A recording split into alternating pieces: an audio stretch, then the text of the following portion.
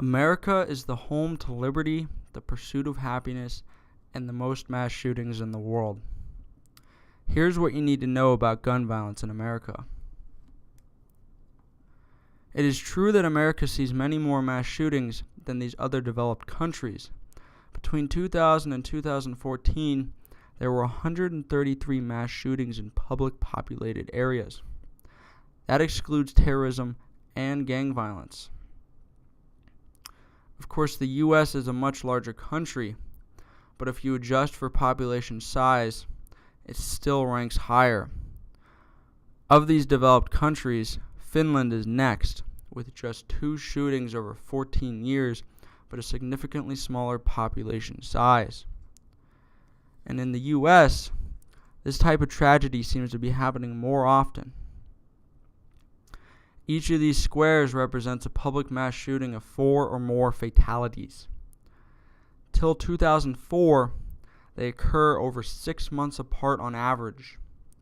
After the assault weapons ban of 1994 was let go by Congress in 2004, less than 2 months go by between them. Our unalienable right to life and liberty and the pursuit of happiness, those rights were stripped from college kids in Blacksburg and Santa Barbara, and from high schoolers at Columbine, and from first graders in Newtown.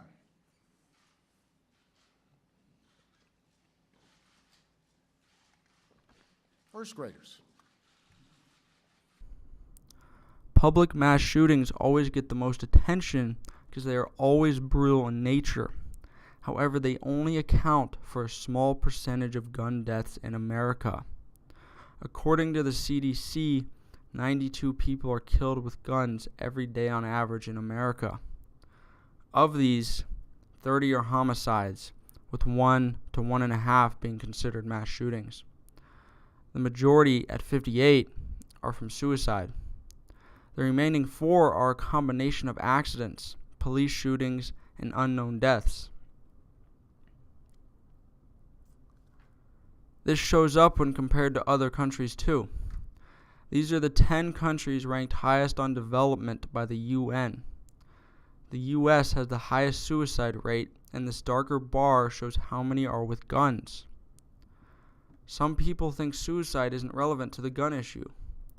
However, the methods used are very important because suicide attempts often stem from temporary crises, and the majority that survive suicide attempts don't end up dying from suicide. But with guns, those people never get a second chance. This correlation is even more apparent when looking at homicide rates across countries. This graph is adjusted for population size. The US would probably have a higher homicide rate even without guns, but you can see how guns, the black bar here, push that rate far above other countries. These victims are often not the ones you see on the national news. They are disproportionately young black men. People who committed a mass shooting in Florida were not shot once, but a young black man holding a cell phone is shot 20 times. Some say there is just more crime in the US, but if you set aside homicides for a moment and look at burglary or assault, you don't see the same spike that you see with homicide. It's that crime in the US is much more lethal.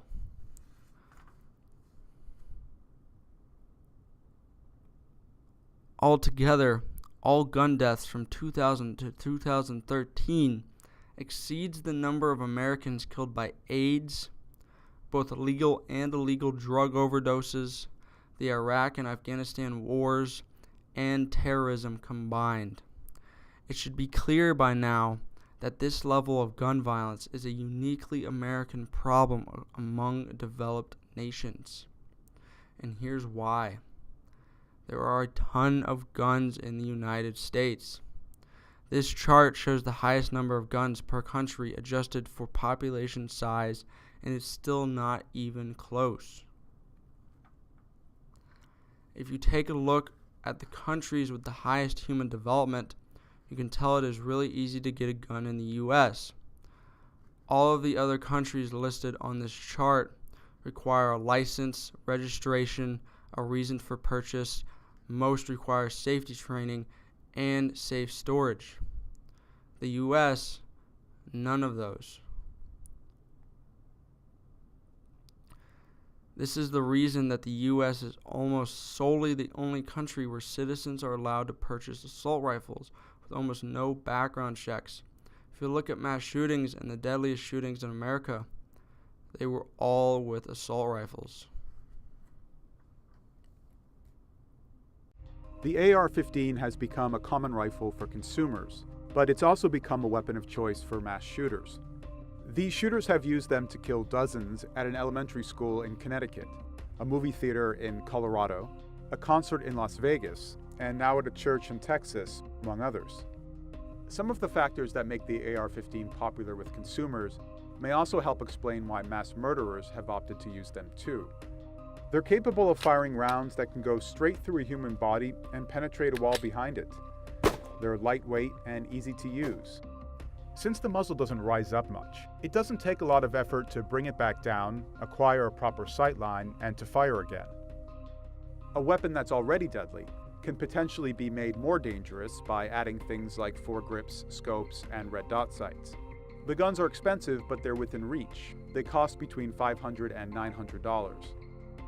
The AR-15 model is basically a consumer version of military-grade assault rifles, such as the M16 or the M4 carbine. They look almost identical. The big difference? The AR-15 is semi-automatic. The M16 and M4 can be switched to automatic or burst. AR-15s were prohibited under the assault weapons ban from 1994 to 2004, but since that ended, sales have surged. AR-15s have been branded under the term modern sporting rifle, which gives a weapon designed for war a consumer-friendly label.